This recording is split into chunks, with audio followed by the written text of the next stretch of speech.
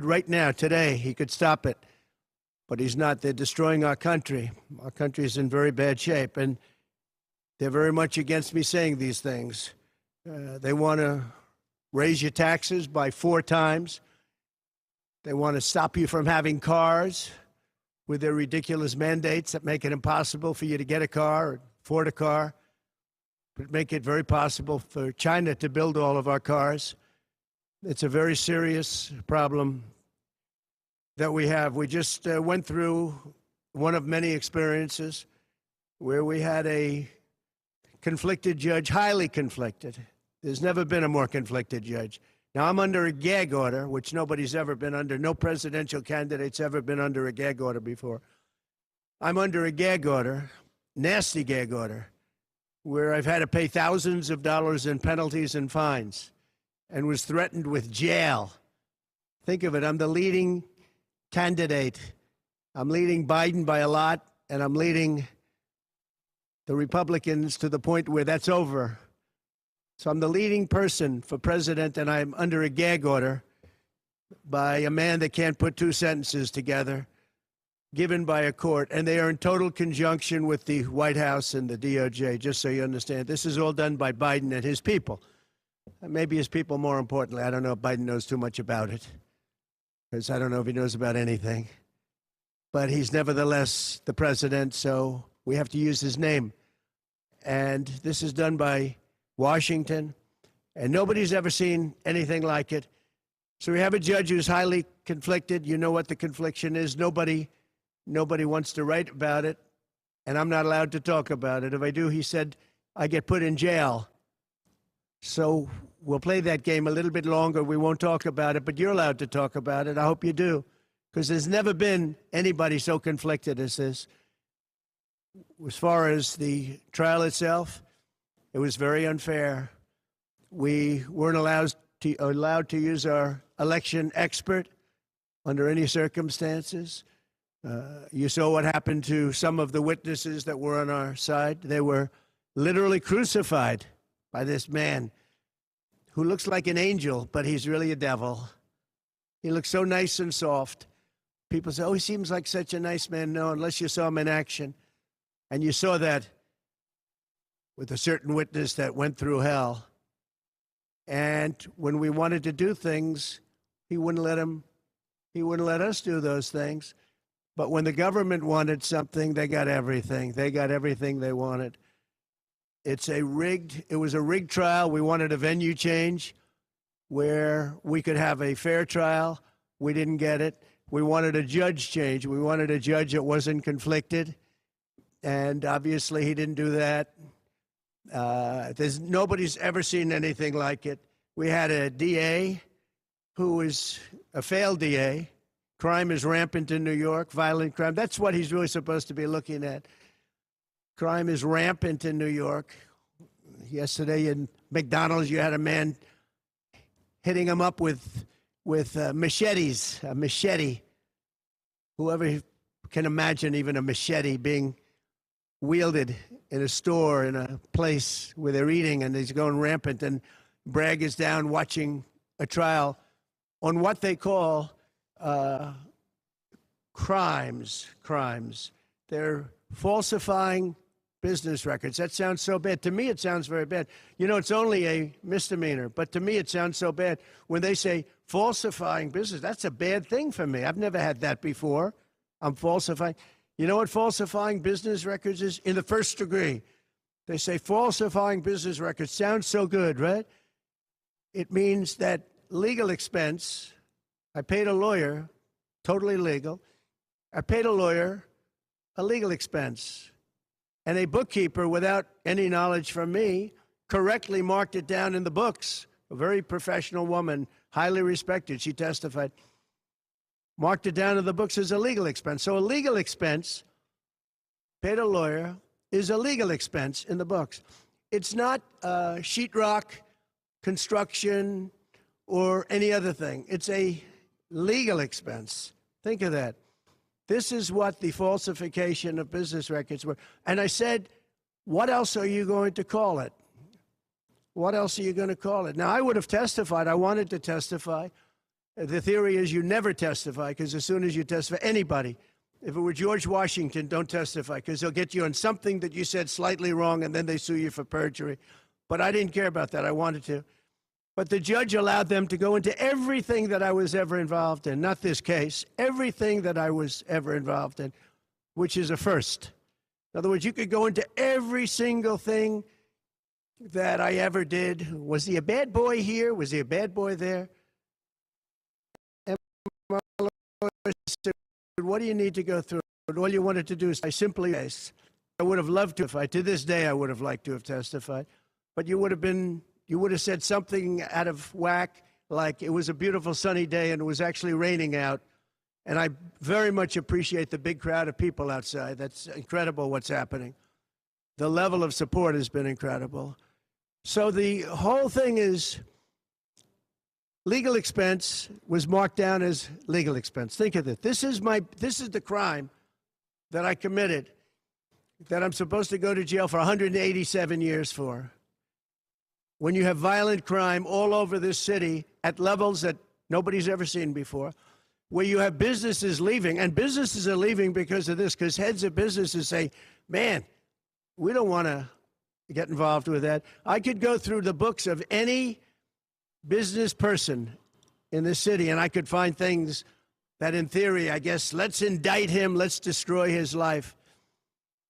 But I'm out there, and I don't mind being out there because I'm doing something for this country, and I'm doing something for our Constitution. It's very important, far beyond me. And this can't be allowed to happen to other presidents. It should never be allowed to happen in the future. But this is far beyond me. This is bigger than Trump. This is bigger than me. This is bigger than my presidency.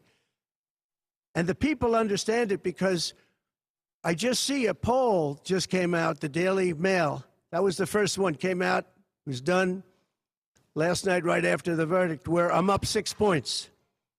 6 points from what we already were. We were leading fairly substantially. We're up 6 points in the Daily Mail poll. Now, maybe other polls come out and says something differently. But a lot of people have predicted it because the public understands, and they understand what's going on. This is a scam. There's a rigged trial. It shouldn't have been in that venue. We shouldn't have had that judge. He should have allowed us to have an election expert. We had the best expert, most respected expert, head of the Federal Elections Commission. He was all set to testify. He was waiting for 2 days. And when it was his turn, Bragg's people protested, and the judge knocked him out, said you can't testify.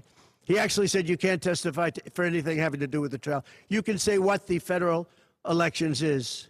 Well, that doesn't help. Everybody knows that.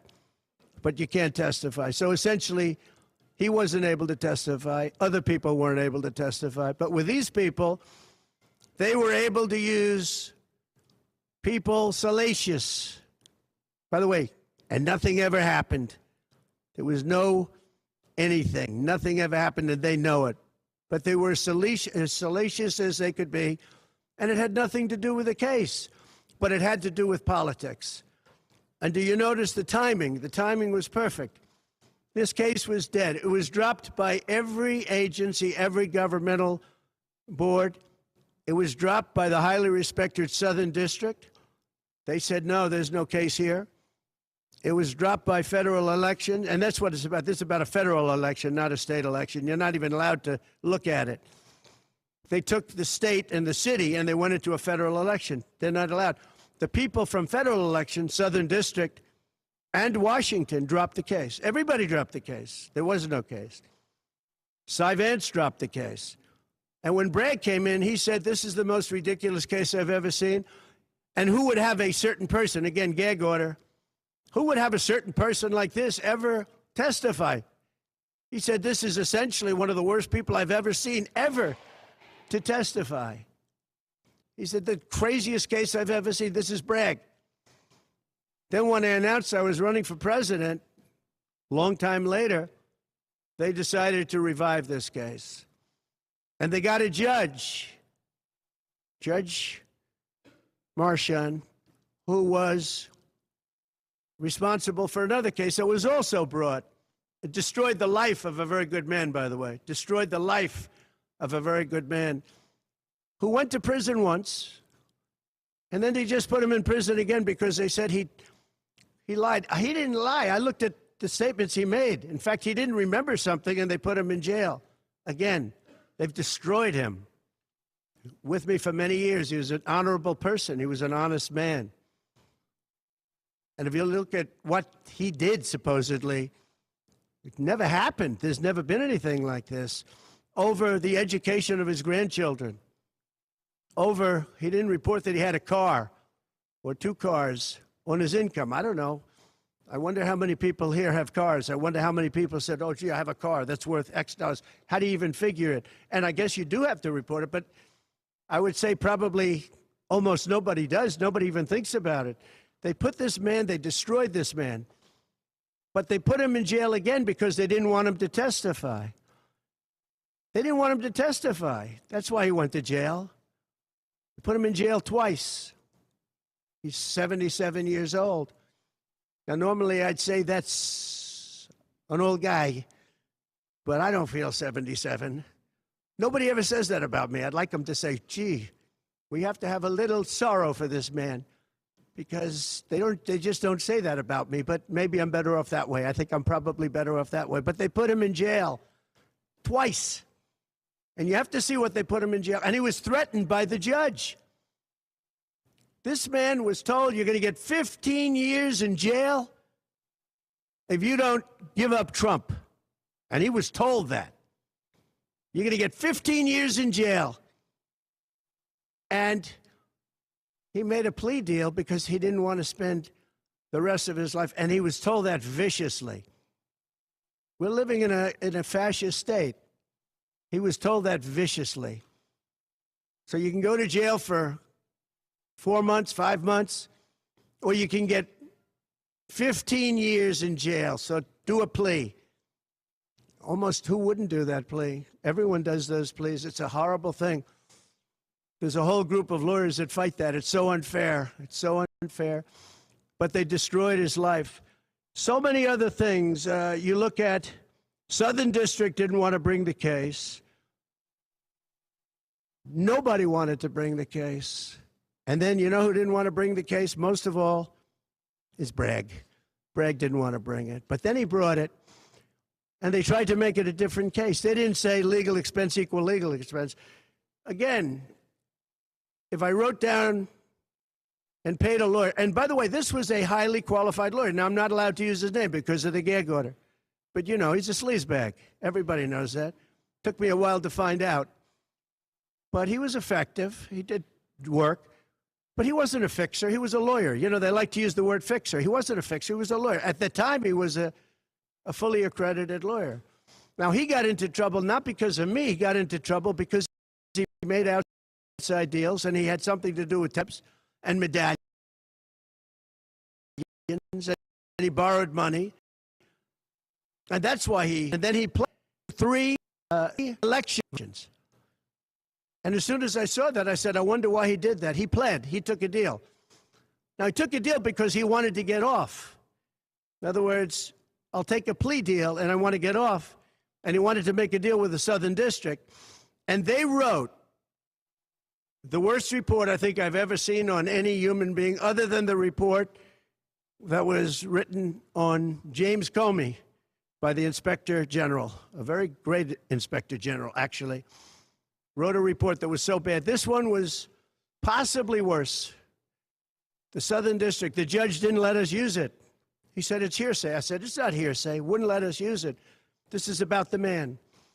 But he got in trouble for a very simple reason, because he was involved with borrowing a lot of money, and he did something with the banks. I don't know if it's defrauded the banks, but something happened. You guys know what it is. And then in addition to that, he gave up on 3 things where he wasn't guilty. In fact, they were going to testify in that. The head of the FEC, the Brad Smith, the election expert, #1 rated in the country, who was going to testify. He took a plea on 3 things. He just added them in because that gave him more bargaining power with respect to me. But the 3 things that he pled on, having to do with the election and having to do essentially a little bit with me, they weren't crimes. They weren't crimes. nor is paying money under an NDA. So we have an NDA, non-disclosure agreement. It's a big deal, a non-disclosure agreement. Totally honorable, totally good, totally accepted. Everybody has them. Every company has non-disclosure agreements. But the press called it slush fund and all sorts of other things. Hush money, hush money. It's not hush money. It's called a non-disclosure agreement. And most of the people in this room have a non-disclosure agreement with their company. It's a disgrace. So it's not hush money. It's a non-disclosure agreement, totally legal, totally common. Everyone has it. And what happened is he signed a non-disclosure agreement with this person, I guess other people, but it's totally honest. You're allowed to make the payment. You don't have to make it. You can make it any way you want. It's a non-disclosure agreement. And he signed that. And there was nothing wrong with signing it. And this should have been a non-case. And everybody said it was a non-case, including Bragg. Bragg said, until I ran for office. And then they saw the polls. I was leading the Republicans. I was leading the Democrats. I was leading everybody. And all of a sudden, they brought it back. It's a very sad thing that's happening in our country. And it's a thing that I'm honored. In a way, I'm honored. It's not that it's pleasant. It's very bad for family. It's very bad for friends and businesses. But I'm honored to be involved in it because somebody has to do it. And I might as well keep going and be the one. But I'm very honored to be involved because we're fighting for our Constitution. The money that was paid legally. There was nothing illegal. In fact, the lawyer in creating the NDA, because at that time he was a fully accredited lawyer. He wasn't a fixer. I never thought of him as a fixer. The media called him a fixer, or the prosecutors called him a fixer.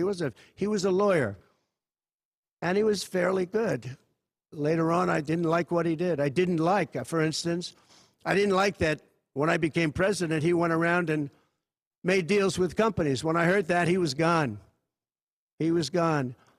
And he had payments coming to him, and a lot of this involved things that are very simple. There was nothing wrong. This was standard stuff, all standard stuff. Everything involved was standard. There was no crime here.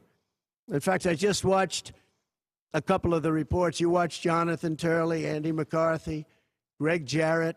You look at all of these people, Mark Levin, all very talented people, great people, many more. And they don't know me, essentially. They don't know me. They're legal scholars and experts. But I look at them. I watched Turley this morning saying, there's no crime here. Everybody says there's no crime here, except for this DA that's got the city out of control with crime. It's absolutely out of control. So we have an NDA that was signed. We have legal expenses. And here's the thing, on legal expenses, you have 100 where they say, they do a charge. I just recorded this out. Falsification of business records in the first degree. It sounds so bad. I said, wow. And even my own lawyers, I get very upset with them because they don't say what it is. They say, well, falsification of legal records is only a felony. Well, that's a lot. It's only they say a misdemeanor. But they try and bring it up to a felony if there's two crimes. They have all these different things. The other thing is they missed the statute of limitations by a lot because this was very old. They could have brought this 7 years ago instead of bringing it right in the middle of the election. So they missed the statute of limitations. They did everything. Now, let me give you the good news. The good news is last night, we just got a report this morning, in the history of politics, I believe, maybe I'm wrong, somebody will find that I'm wrong, maybe, but I don't think so.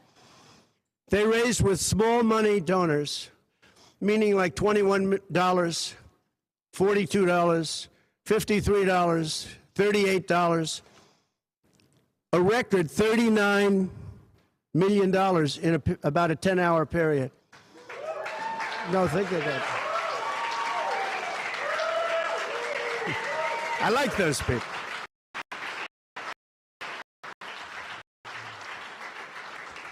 Because I guess it's backfiring. Now, I don't know. I'd rather not have it happen. I don't want to have it backfiring. I don't want to win this thing legitimately, not because they were stupid and did things that they shouldn't be doing. They shouldn't have brought this case. They were saying it this morning. This is a case that should not have been brought. I watched Andy McCarthy say this is a case that should not have been brought. And that was this morning. But they all say that. Every legal scholar has said it. And these are great people. They really understand the law. The other thing, a poll just came out. The first poll, I don't know, maybe others will be bad. But a poll just came out a little while ago. The Daily Mail. Does anybody read the Daily Mail? It's very good. They have a good poll. At least I like it today. And the Daily Mail just came out with a poll, and it has Trump up 6 points in the last 12 hours. 6 points. 6 points since this happened. Who thought this could happen?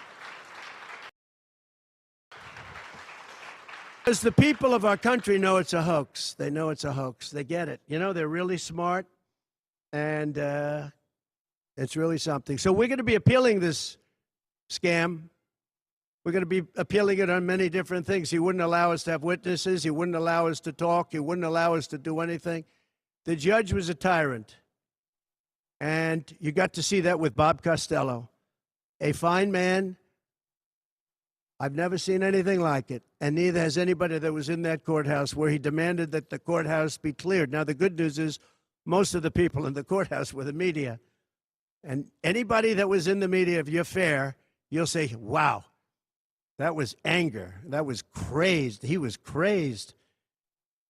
And the reason that Bob Costello acted a little bit upset, which I think he has a right to, was that every question he was being asked was being objected to by the other side and sustained by the judge. Sustained. I think he did it many times. I don't know what the number, many times. Even I was sitting there saying, and these were basic questions. And I never saw anybody treated that way by a judge. And I've been treated very badly by two other judges also, because it's all the same thing. And it all comes out of the White House. Crooked Joe Biden, the worst president in the history of our country. He's the worst president in the history of our country. The most incompetent. He's the dumbest president we've ever had. He's the dumbest president, most incompetent president, and he's the most dishonest president we've ever had. And so many of he's a Manchurian candidate. You take a look at the way he treats China, Russia, so many others. You know, I ended the Russian pipeline. It was dead. He comes in and he approves it. And he gets $3.5 million, meaning $3.5 million is paid to the family, his family, from the mayor of Moscow's wife. And I said, where did that come from? Nobody wants to talk about it. But he's a very big danger to our country. And the only way they think they can win this election is by doing exactly what they're doing right now, win it in the courts because they can't win it at the ballot box. So we're going to show them that, we're going to fight. It's actually, I don't know, it's something where I'm wired in such a way that a lot of people would have gone away a long time ago. They would have gone away after impeachment hoax number 1. That was a total hoax. I had great support from the Republican Party, though. Then you had impeachment hoax number 2. And then they formed the committee. How about they formed the committee of thugs, the J6 committee of thugs.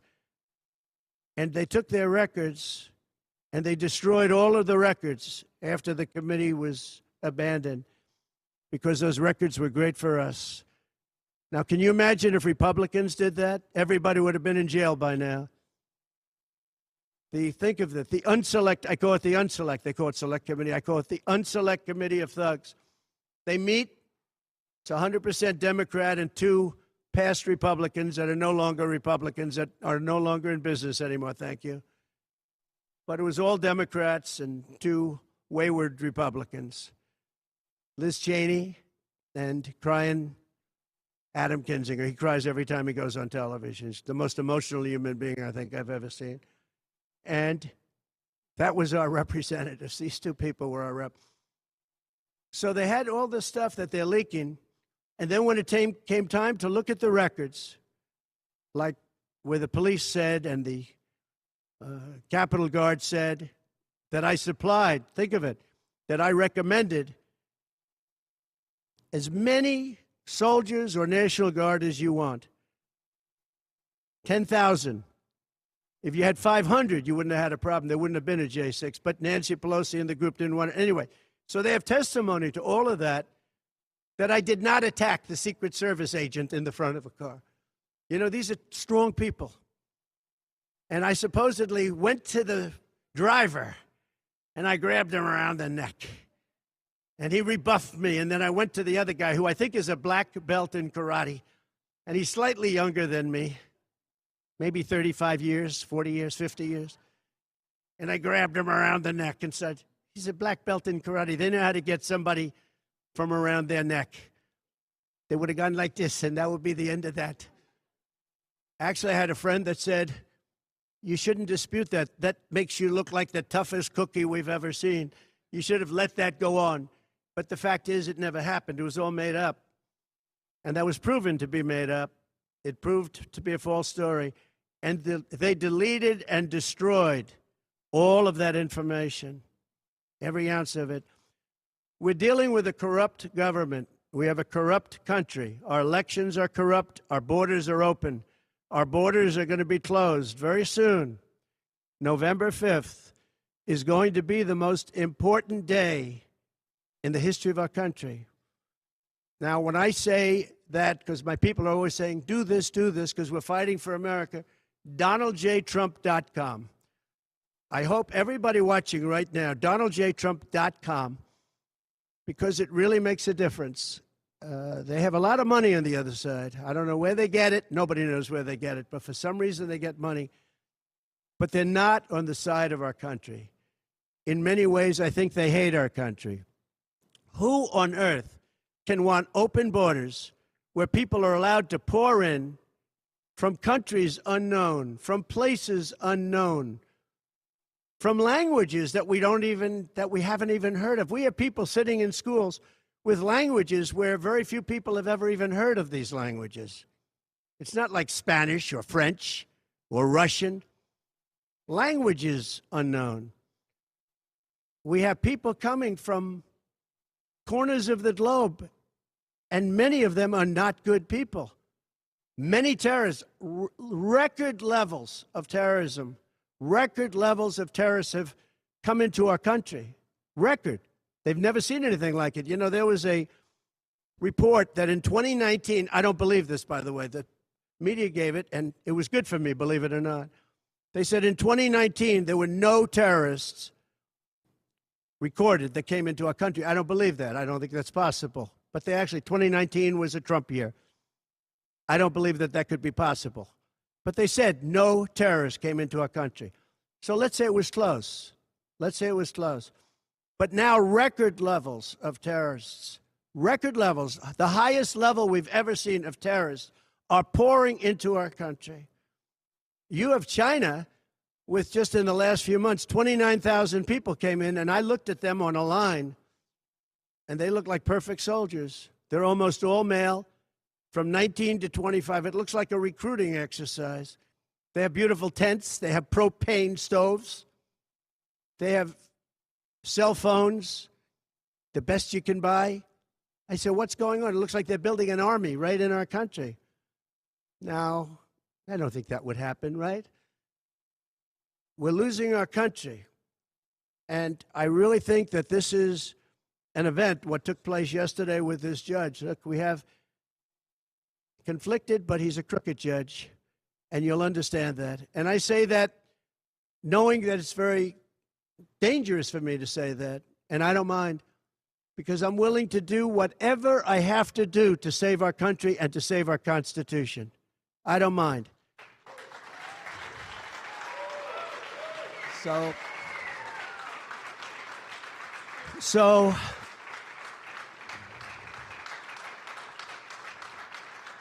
thank you. So we will continue the fight. We're going to make America great again. Very simple. When people fight MAGA. They say, we're going to fight. I watch Biden. We're going to fight MAGA. We're going to stop MAGA. It's make America great again. That's all it is. MAGA. Make America great again. Our country's in serious trouble. We owe $36 trillion. We were energy independent for the first time ever, and now we're begging Venezuela for oil. One statistic you have to hear. Venezuela was crime-ridden. Caracas, the cities, crime-ridden. 2 years ago, 3 years ago. They just reported a 72% drop in crime in the last year because all of their criminals, most of them, and the rest are coming in now, the ones that didn't come in. In Venezuela, their prisons have been emptied into the United States. Their criminals and drug dealers have been taken out of the cities and brought into the United States. And that's true with many other countries. The Congo has just released a lot of people from jail. Congo, Africa, just released a lot of people from their prisons and jails and brought them into the United States of America. This is what's happening to our country, and it's not sustainable by anyone. Little things like our kids can't have a Little League game anymore because you have tents and you have migrants living on the fields. That's the least of it. People are taking over our luxury hotels, migrants, and yet our veterans, our great veterans, are living on the streets like dogs. They're living on the streets. But migrants are living in luxury hotels in cities all over our country, run by Democrats. So it's my honor to be doing this. It really is. It's a very unpleasant thing, to be honest. But it's a great, great honor. We're gonna do what I have to do. I'm going to do it. And the support has been, that's why I mentioned the number of $39 million. That's why I mentioned we're up 6 points. And we went up a lot over the last month because everybody saw it was a rigged deal. It was a rigged trial. But we're going to make America great again. We're going to make it better than ever before.